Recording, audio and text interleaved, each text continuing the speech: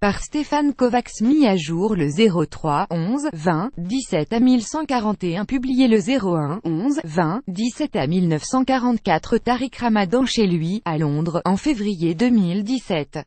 Leven David Ayvine Abaka. Leven David Ayvine Abaka, enquête habitué au feu médiatique pour ses positions rigoristes de l'islam et ses provocations, le célèbre islamologue est au cœur d'une tempête, accusé de viol par plusieurs femmes. 2 ont porté plainte contre lui, d'autres seraient prêtes à le faire, tandis qu'il crie à une campagne de calomnie.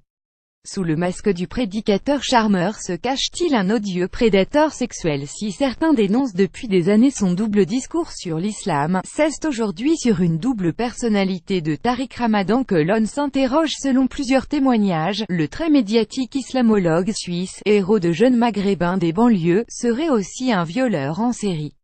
En France, 2 femmes ont déjà porté plainte pour viol, agression sexuelle, violence et menaces de mort.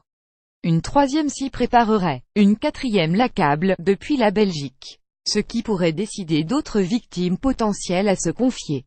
Campagne de calomnie, enclenchée par ses « ennemis de toujours », balaie l'intéressé, qui a déposé plainte pour « dénonciation calomnieuse ».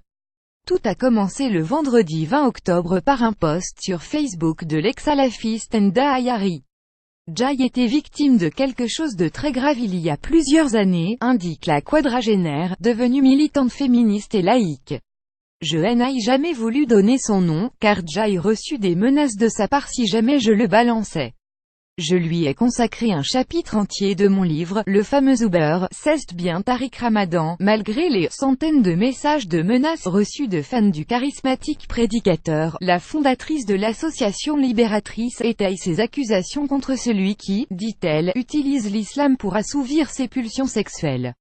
Elle souligne d'abord son. Cet article est réservé aux abonnés, 85% reste à lire. Je me connecte. Abonnez-vous pour 1 € seulement, annulable à tout moment.